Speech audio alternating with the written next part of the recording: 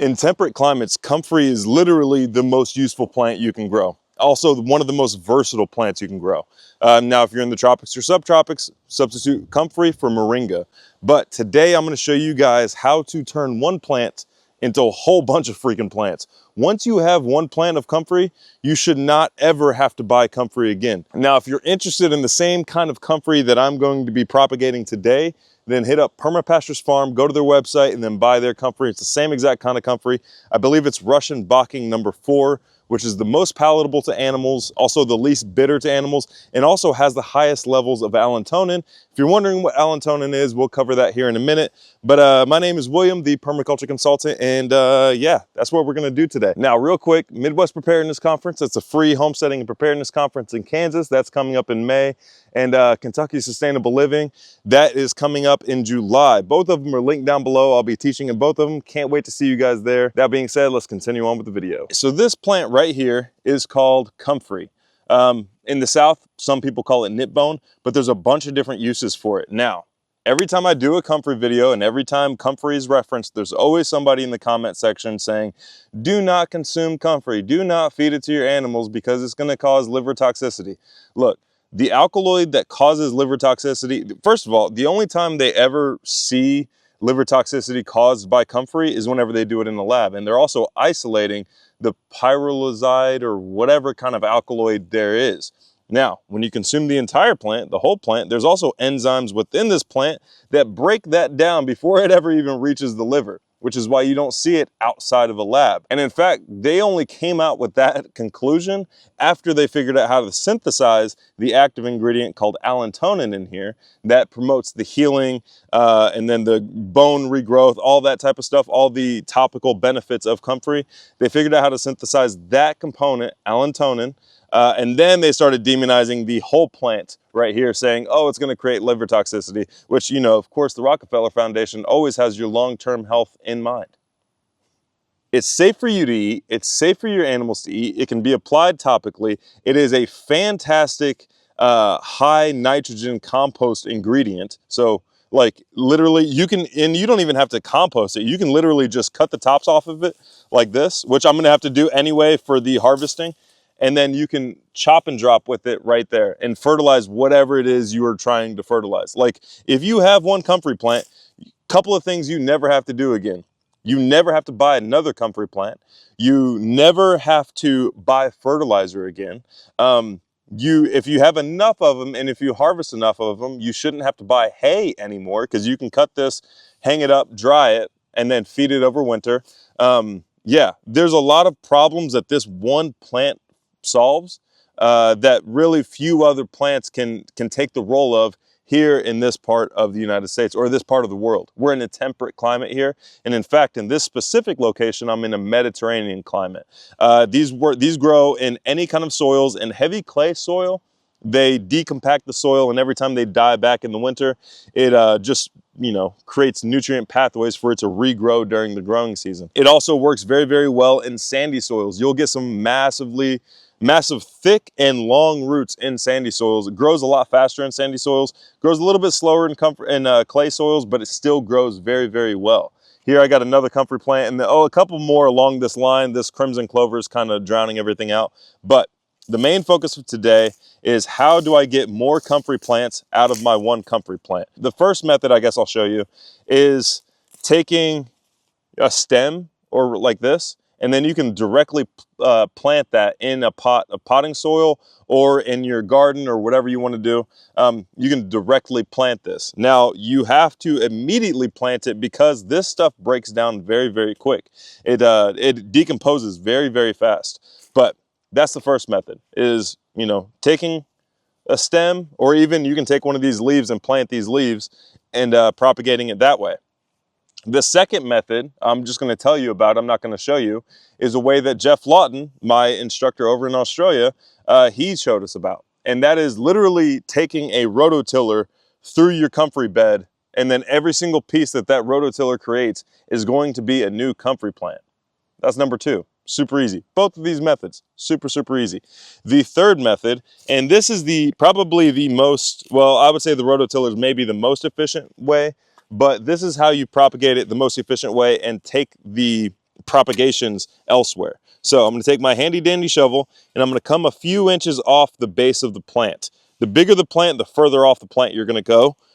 But I'm going to take my shovel and I'm just going to pry this whole plant back. Now I have a root ball. And I'm going to try to shake off as much of this soil as possible and expose the roots. You can already see a couple of these roots right here. Those will come in handy with the propagation here in a second. But look at this soil. Look at how much this comfrey has improved the soil already. Like, this is crumb structure here in this soil right here. This is crumb structure. This was heavy, dense clay, like Play-Doh almost, before I planted this comfrey. Oh, got a little earthworm, which you'll notice that, like, earthworms love comfrey plants for some reason. Put him back in the soil. Well, not for some reason. We know the reason. And now this is a very small comfrey plant. Yeah, there have been ones that are literally like this big as far as the root ball goes, with arms that just reach out like a couple of feet, believe it or not. But this is actually a good example, because I'm going to show you how many plants I get just from this small comfrey plant. Some of you guys at home watching are probably like, man, my comfrey is way bigger than that. But this is literally how early you can harvest your comfrey. Now what I'm going to do is I'm going to break off all of these roots, right? And I'm going to put them right here on these leaves so I don't forget them. Nice little color contrast. So, oh, okay, so we're going to get to the next method. I know this might be a little confusing, but just stick with me. We'll do a recap at the end of this video. But I'm breaking off all the roots. And right here, what I have is a crown, right? I can immediately plant this in the soil, and this is going to be the fastest way to get more comfrey plant, like the fastest way to get comfrey regrowing again right here. So as soon as I plant this in the soil, which I'll actually do right now, here in a couple of weeks, this will start growing leaves again and will be ready for harvest sooner than these roots here in a minute. Now, I'm not going to plant this whole root. I'm going to cut these up and get way more roots out of it. But so far, we've got one comfrey plant from my one comfrey plant. Oh, look at this. I got another crown, which is right here. So that's two plants out of my one comfrey plant that are ready to go back into the ground. Now, these little roots right here, I'll pop off some of the little roots and put them off to the side, but there's another comfrey crown. So that's three plants from my one plant. And continue breaking off roots. There we go. And we got two more crowns here at the end. So far, we've got 4 comfrey crowns that are ready to go back in the ground and start growing very, very quickly. I'm going to put them in my bucket over here off to the side, just so we can keep track of those guys. Now, with these roots, I'm going to cut these into pieces, and I'm going to count as I go. So whenever I'm cutting these, I do 2 finger widths, and that's about 2 inches for me. But 2 fingers, and then I'll cut. That's one cutting.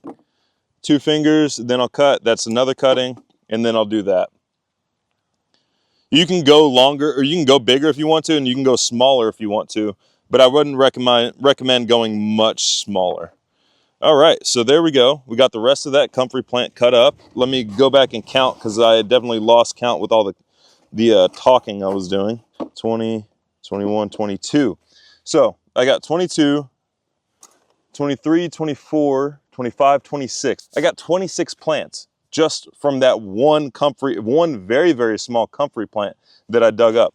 That's pretty impressive. That's only like, yeah, that's insane.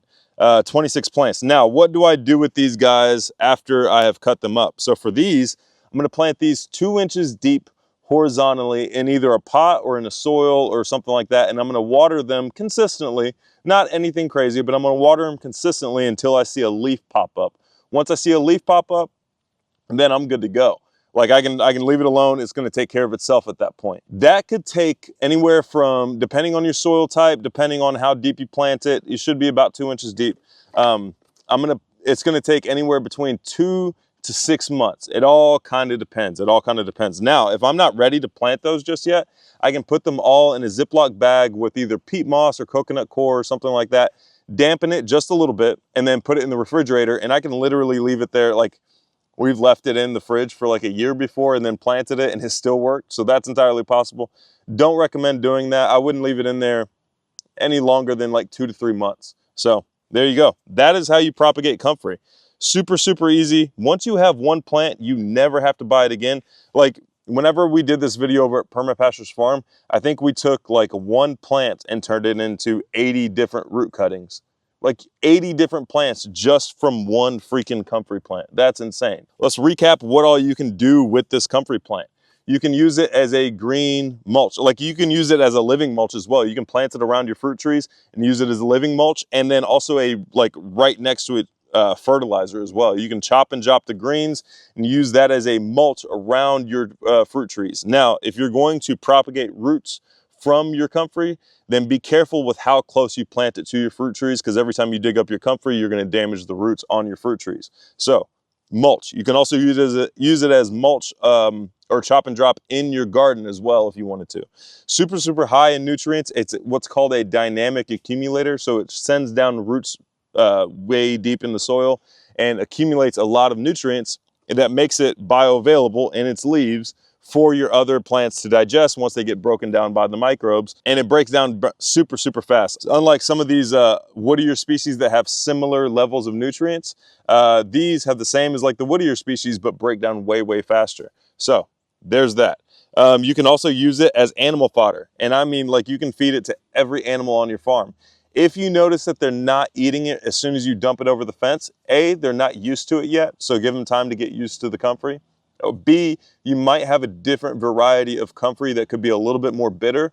Or C, they're already caught up on all the minerals and vitamins that they need, so they just don't need it yet. But I feed this to literally everything. You can feed it to cows, pigs, chickens, ducks, anything you might be growing on your property. Rabbits, awesome rabbit fodder, especially if you cut it, hang it, and dry it, and you can feed it to your rabbits through the winter when other things aren't vegetative and growing. So there's that. You can also create salves out of it. Over at Permapastures Farm, my mom makes and sells salves over there. And in fact, whenever I'm working their booth at festivals, I'll actually like hold up my hands and I can say, hey, minus this scar right here, because this was before comfrey. But I'll hold up my hands and say, hey, if you can figure out which finger I almost cut off trying to carve spoons and stuff, I'll give you a free jar of comfrey salve. Nobody has ever guessed the correct finger because I used comfrey to heal the wound. It heals insanely fast. You can also repair and heal broken bones with it, hence the name knit bone, because it heals bones very quickly. There's this whole book, I can't remember the name of it, but there's this whole book talking about the medical references for comfrey, like from doctors and everything, and then also anecdotal references for comfrey. It's a super handy plant to have. And then also it's a awesome compost additive. Like, this will heat your compost up almost as fast and almost as hot as like straight up urine will, which urine is a 1-to-1 ratio as far as nitrogen goes. So keep that in mind. You should 100% be planting comfrey. If you want to buy some of the same exact comfrey I'm showing you guys here, then hit up Permapastures Farm. My mom is digging some up and should be ready to be like sold here. If it's not already ready, then it will be here pretty soon. So thank you guys so much for watching, and we'll see you next time.